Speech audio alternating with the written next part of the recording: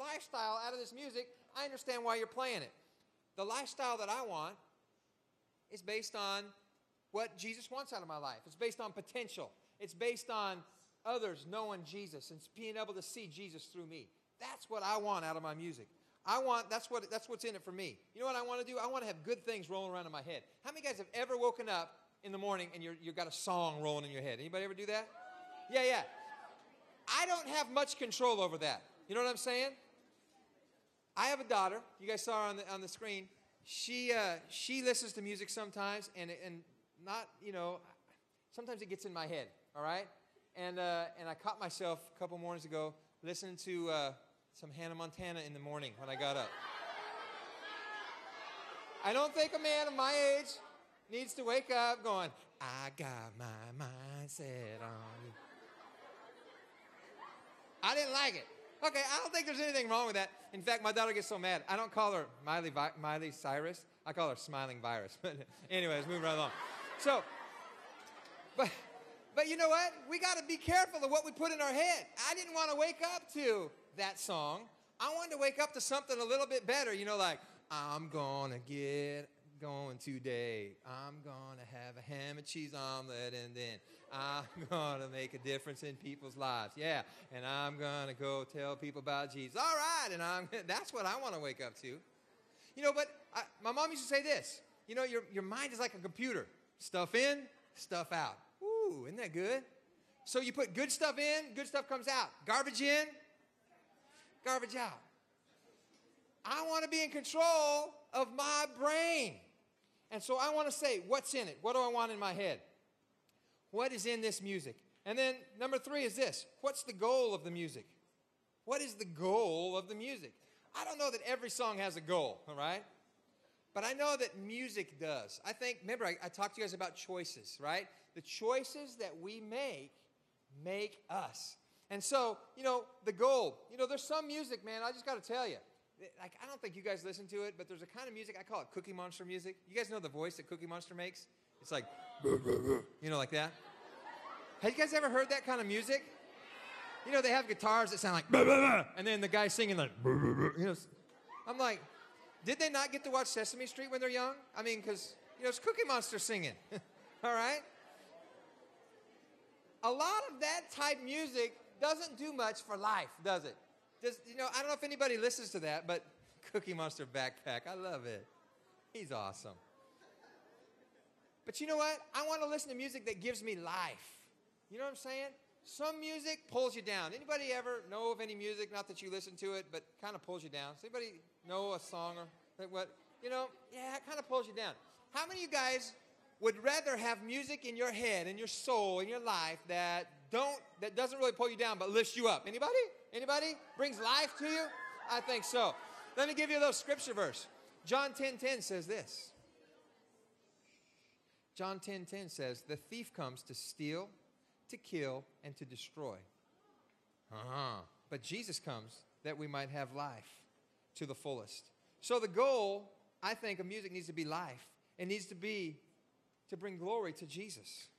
It doesn't need to bring about reprobate behavior or even necessarily romance. There's a lot of romance songs out there and stuff. That's great. But, again, if I'm, waking up to some romantic song, I'm not going to see my wife for 8 hours, so I'm just not going to have time to hold her hand all day, take her out to eat. Number 4, what is the cost or the reward of music? And I'm getting ready to wrap things up here. Listen to me. If every decision that we make truly brings about life or death, good or bad, we have to listen to music and ask yourself, what is the cost or the reward of this music? What's it going to do to me? Once I listen to this, once I download it, I give somebody $1. Not that $1 is a lot of money. To me, it's the principle. But once we download something, we put it in our iPod, and then we connect it directly to our brain. We're wired. What is the cost of that, or what is the reward of that? Here's some cautions. I don't know what to think about having an iPod permanently connected to our central nervous system. It's like it comes out of the internet, into our computer, onto our iPod, and then you know what? It goes straight into our brain. Somebody's message is shooting straight into your brain all the time. The other day I was at the gym, and this guy was doing a cool exercise. And I said, excuse me, sir, what exercise, what muscle group does that work out? He totally ignored me. I'm like, how rude. I am talking to him. Excuse me, sir, can I ask you a question? Straight ignored me. I'm like, this dude better be deaf because I'm fixing to go up on him. You know, you can't, nobody ignores me. No, I'm not that arrogant. And then he turned around, guess what? He had the little white cord coming out of his ear, and I thought, he's wired.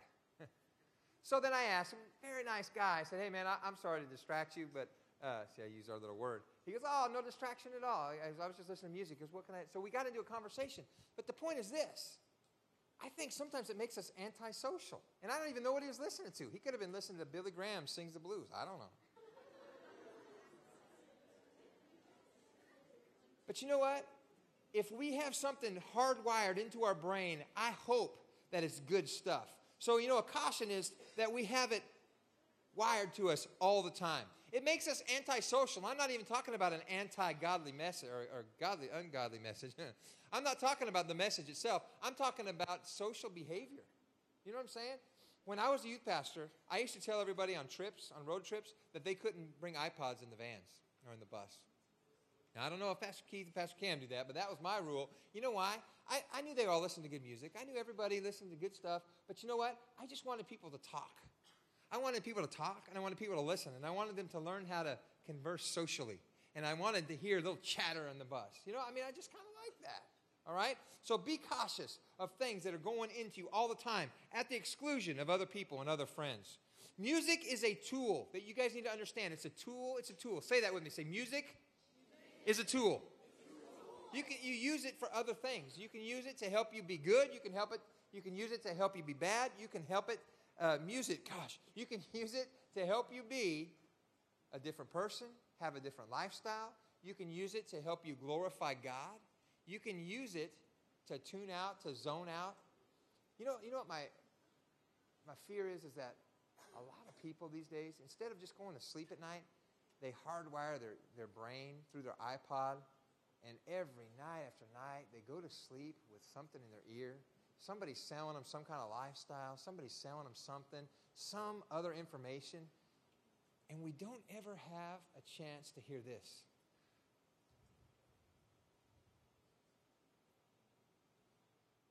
We don't ever have a chance to hear nothing. We don't ever have a chance to hear the air conditioning come on, or the dog barking, or in my case, the baby crying every 2 hours.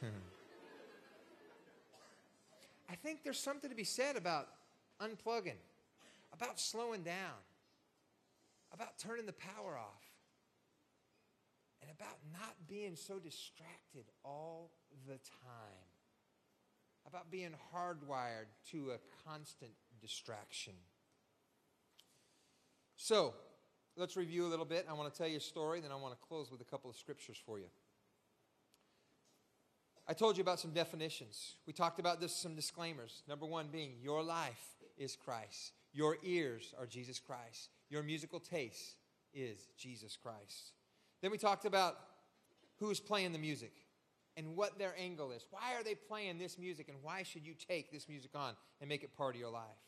What is in the music? What do you want in your head? What do you want to carry around with you? What do you want playing the first thing when you wake up in the morning?